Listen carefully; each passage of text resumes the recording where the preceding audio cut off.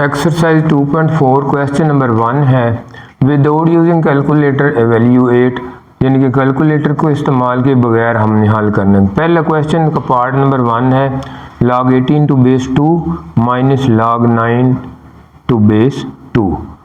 तो इनको सॉल्व करने से पहले ना हमें इनके लॉज जो है ना, कवानीन जो लॉगरिथम के, वो थोड़े से देखने पड़ेंगे। फर्स्ट लॉ जो है ना प्रोडक्ट का, ज़रब का, यानी कि जो है वो क्या है कि log X Y base B equal log X base B plus log Y base B. इसका मतलब ये है कि एक्स वाई जब मल्टीप्लाई दो टर्म्स हो रही हैं तो उनको मल्टीप्लिकेशन को प्लस में चेंज करेगा, लेकिन बेस वही रहेगी। लेकिन ये जो है एक्स वाई मल्टीप्लाई हो रहा है तो पहले एक्स आएगा, फिर प्लस और फिर वाई। लेकिन ये भी बच्चे को बताना है कि ऊपर दोनों टर्म्स हैं उनके साथ अलग-अलग लॉग लिखने, यानी कि वाई वाली जब लिखनी है फिर भी लॉग लिखने, एक्स वाली जब लिखनी है तो फिर भी लॉग। ये पहला इसका कानून है। दूसरा कानून जो है उसको कोशेंट लॉ भी कहते हैं, तकसीम का कानून, यानी कि log एक्स ओवर वाई की बेस बी है तो x डिवाइडेड बाई वाई भी पढ़ सकते हैं। तो यानी कि ये डिवीजन है x डिवाइडेड बाई वाई या x बाई वाई, x बटा वाई। तो अब ये log x की बेस b, ये डिवीजन जो है उसको माइनस में चेंज कर देगा, आगे log y to base b। यानी कि दूसरी दफ़ा फिर रिपीट करता हूँ कि ये मल्टीप्लिकेशन में प्लस में चेंज करेगा और जो कोशेंट है उसको ये माइनस में चेंज करेगा। इसी तरह एक थर्ड लॉ भी आगे मैं लिखता हूँ, तो वो है पावर लॉ, कुव्वत नुमाई जो है, इसको कहते हैं पावर लॉ, कुव्वत नुमा का कानून। यानी कि अगर उसमें पावर में कोई आ जाए तो फिर हमने क्या लिखना है, सिर्फ मैं अभी इनको ये बता रहा हूँ कि ये फार्मूले, इनका प्रूफ नहीं सिर्फ। तो ये log x की पावर n है टू बेस b, तो बेस b ये इस दफ़ा वैसे इन्होंने अच्छा यूज़ किया है कि पहले log a की पावर लेते थे x n, तो बेस जो है उन्होंने बेस को लिया ही b है।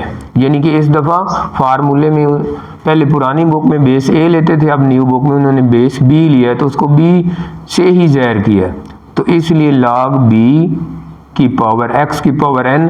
तो ये जो n पावर में है इसको हमने पहले लिख लेना log से, n log x base b, यानी कि ये जो भी पावर होगी उसको log से पहले। ये तीसरा पावर का कानून है, ये कुव्वत नुमाओं का कानून है। तो जब भी पावर में आए जो भी रकम आए उसको log से पहले लिखना। तो ये तीन कानून है। एक चौथा कानून भी है, उसको भी पहले थोड़ा सा देखते हैं। तो इसको कहते हैं चेंज ऑफ बेस लॉ, यानी कि इसास जो होती है, इसास की तब्दीली का कानून। यानी कि इसास का मतलब बेस ही होता है, उर्दू में इसास कहते हैं, इंग्लिश में बेस। तो ये जो चौथा कानून है log x की power b is equal to log x, इसके नीचे कोई इसास जो बेस है ना वो अब चेंज कर लेते हैं a, लेकिन ये log a base log b base a, यानी कि ये जो दोनों टर्म डिफरेंट हैं इन दोनों का सेम बेस बना लेना तो ये ऊपर वाली रकम ऊपर चली जाएगी, नीचे वाली रकम नीचे, और दोनों जो है वो डिवीजन में चेंज हो जाएंगी।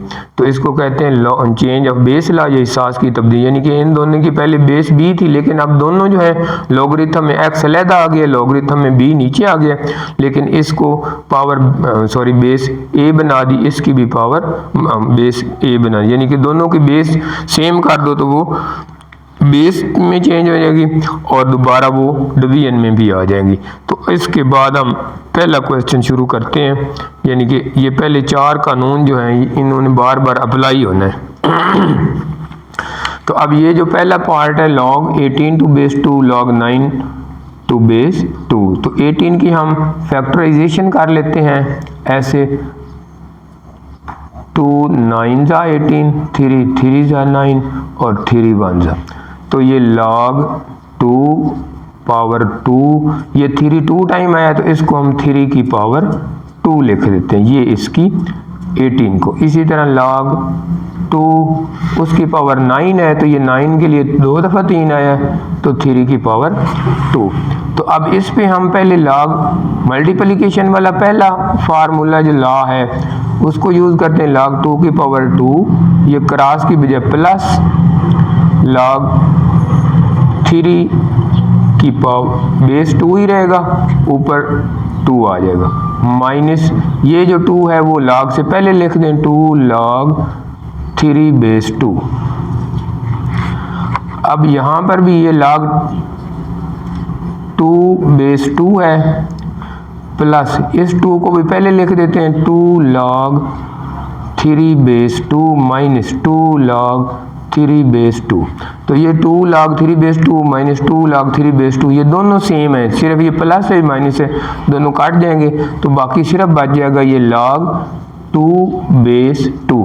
तो ये असल में ये याद रखने कि ये जिसकी बेस और पावर सेम हो, यानी कि ये 2 और 2 सेम है तो उसका आंसर जो है वो 1 होता है। मसलन इसको अगर हम log 2 की पावर 2, इसको अब हम आखिरी जो चौथा कानून है इसास में चेंज करें, इसका बेस चेंज करें, फर्ज करो ऊपर वाले 2 का बेस हम 10 ले लेते हैं तो ऊपर 2 हो गया, यानी कि कॉमन लॉगरिथम, नीचे भी log 10 तो 2, तो ये दोनों सेम हो जाएंगे तो इसलिए इसका आंसर क्या आ जाएगा 1। यानी कि दोनों का याद रखना है, जब भी बेस और उसका एक्सपोनेंट यानी कि उसकी इसास और उसकी पावर सेम आ जाए लॉग में तो उसका आंसर क्या आता है 1। सेकंड पार्ट है log 64 टू बेस 2 और log 2 टू बेस 2। तो ये 64 जो है इसकी उसी तरह फैक्टराइजेशन, मैंने कहा था कि ये 64 और 243 ये हमेशा बार बार आएंगे, इसको 3 पे डिवाइड करना, इसको 2 पे, तो ये 232, 216, 28, 24 और 2 4 और 2 1, तो ये 1 2 3 4 5 6, तो ये log 2 की पावर 6 प्लस log 2 की पावर 2। ये हमने जब पावर वाला लॉ यूज़ करना है तो 6 log से पहले आ जाएगा, 6 log 2 की पावर 2 प्लस log 2 की पावर 2। तो ये देखें फिर आ गया, बेस और पावर सेम आ गई, एक्सपोनेंट और इसास बेस जो है वो सेम है, तो इसका भी आंसर 1 आएगा, इसका भी आंसर 1, ये 6 आ जाएगा, इसका आगे ये 1 इसका आंसर है, प्लस इसका भी आंसर 1 ही आएगा, 6 1 जा 6 प्लस 1 तो इज इक्वल टू 7, तो ये इसका आंसर आ जाएगा।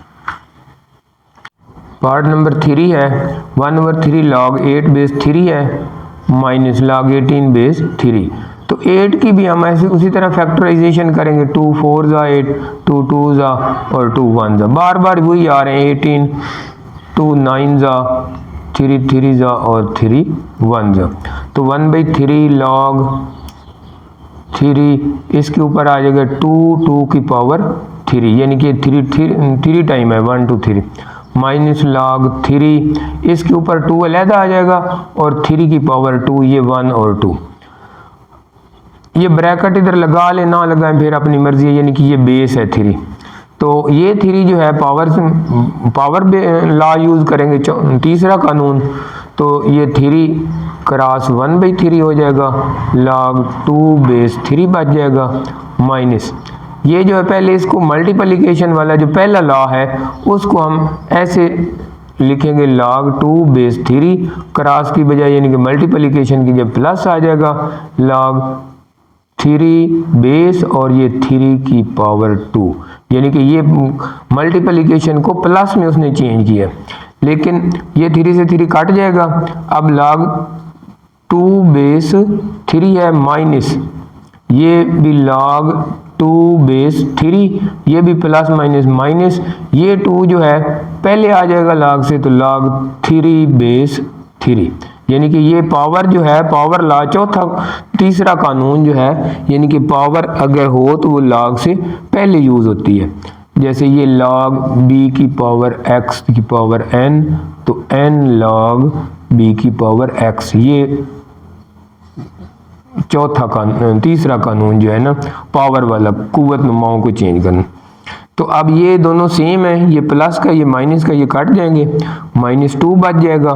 log 3 और 3 भी सेम है, बेस और साथ सेम एक्सपोनेंट सेम हो तो उसकी बजाय हमने 1 लिखना है, तो -2 1 ज़ा 2, तो ये आपका आंसर आ जाएगा। हाँ जी, फोर्थ पार्ट है 2 log 2 प्लस log 25। इसमें उसने बेस नहीं दी, जब बेस ना दी हो तो वो कॉमन लॉगरिथम होता है, उसका मतलब है उसकी बेस जो है वो 10 है। तो हम वही पहले पावर वाला लॉ यूज़ कर लेते हैं। अब 2 को इसके ऊपर लिख लेते हैं, यानी कि दोनों तरीके से ही होते हैं, यानी कि पावर हो तो पहले लिख लिया, पहले हो तो बाद में लिख लिया। तो log 2 की पावर 2 प्लस log 25। अब 2 की पावर 2 का आंसर होता है log 4 प्लस log 25। अब चूंकि दोनों के दरमियान प्लस है तो ये जो है log प्लस को मल्टीप्लिकेशन में भी चेंज कर देता है, तो 4 क्रॉस 25। इसकी बेस अंडरस्टूड 10 है, तो log 100 आ जाएगा। तो इसको हम लिखेंगे log 10 की पावर 2, इस 2 को हम पहले लिख लेंगे तो log 10 रह जाएगा। मैंने कहा कि इसकी अंडरस्टूड जो है बेस जो है वो सब की 10 है, तो अगर इधर मैं 10 लिख दूं तो वो क्या हो जाएगा, दोनों की बेस और एक्सपोनेंट सेम हो जाएगा, तो ये 1 आ जाएगा, तो 2 1 ज़ा 2।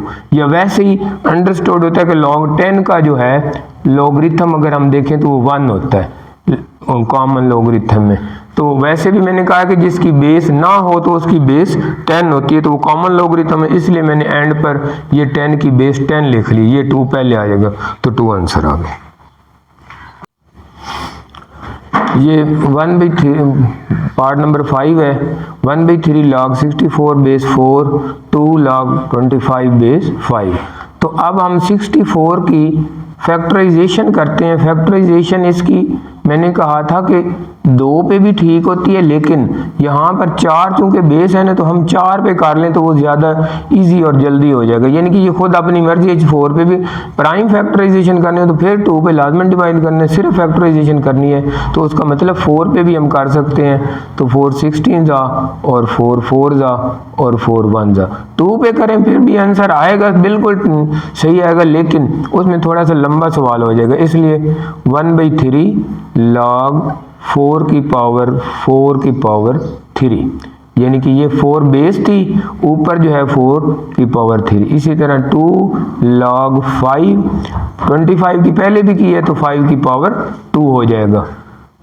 अब ये पावर से मल्टीप्लाई करते हैं तो 3 क्रॉस 1/3 log 4 बेस 4 प्लस 2, फिर ये 2 मल्टीप्लाई हो जाएगा log 5 बेस 5।